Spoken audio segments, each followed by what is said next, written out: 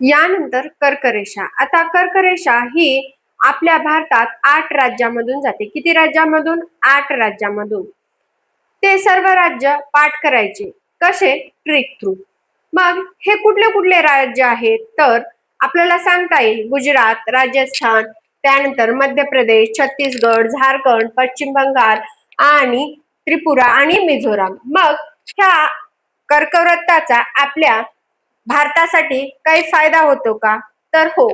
23.5 उत्तर हे कर्कवृत्त आहे आणि ह्यामुळे आपल्या भारताचे 2 भाग होतात. किती भाग होतात आपल्या भारताचे?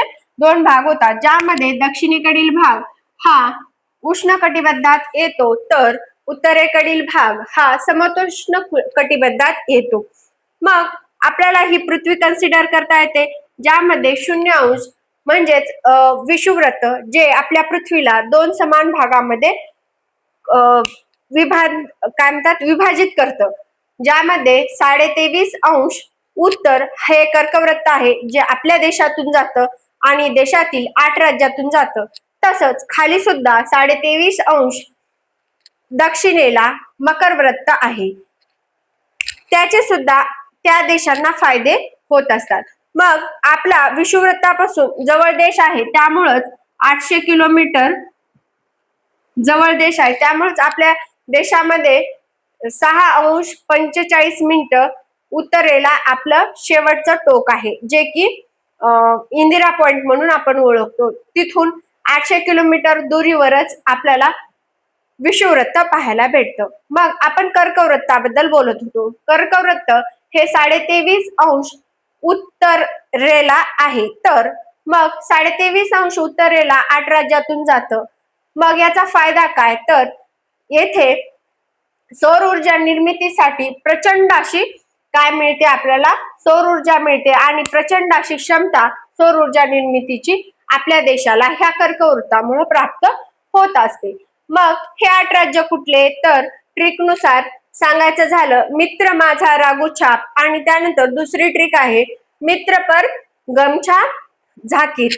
हे 2 ट्रिक आहेत. तुम्हाला जी वाटली त्यानुसार तुम्ही पाठ करा. यानंतर भारताची प्रमाणवेळ. आता आपण पाहिलेलं आहे अरुणाचल प्रदेश आणि गुजरातमध्ये सूर्योदयाच्या टायमिंग मध्ये 116 मिनिटाचा फरक येतो. मग त्यांचा दिवस परत लवकर सुरू होतो आणि काय होणार? त्यांचे काम पटपट होणार. त्यामुळं काय होणार? या टाइमचं मॅनेजमेंट, आता वेगवेगळे टाइम झोन होणार. त्यामुळं आपण एक प्रमाण वेळ निश्चित केलेली आहे आपल्या भारताची, जी की 82.5 पूर्व आहे, जी 5 राज्यांमधून जाते. AP, UP, त्याचबरोबर AP, छत्तीसगड आणि ओडिसा अशा 5 राज्यातून आपली जी प्रमाण वेळ आहे ती जाते. आणि ती मग आता ही आडवी जाते कर्करेषा, उभी जाते आपली प्रमाण वेळेची रेखवृत्त रेषा. मग ह्या दोन्ही कुठेतरी एका ठिकाणी जाऊन क्रॉसिंग होत असेल ना, बरोबर?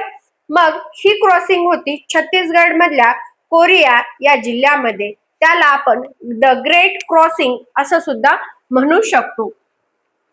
मग या राज्यांचे काही ट्रिक आहे का? आपल्याला भारताची जी 82.5 पूर्व जी आपण प्रमाण वेळ ठरवलेली आहे, जी 5 राज्यातून जाते, याची काही ट्रिक आहे का? तर हो आहे. त्याची ट्रिक आहे यूपी में छत्री उडी आंधी से.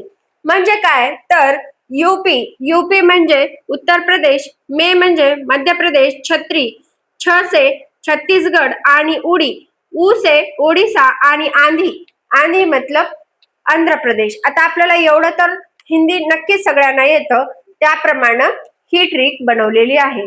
या ट्रिक नुसार जे भारतीय प्रमाण वेळेचे 5 राज्य आहेत आणि जे कर्कवृत्ताचे 8 राज्य आहेत, हे दोन्ही राज्य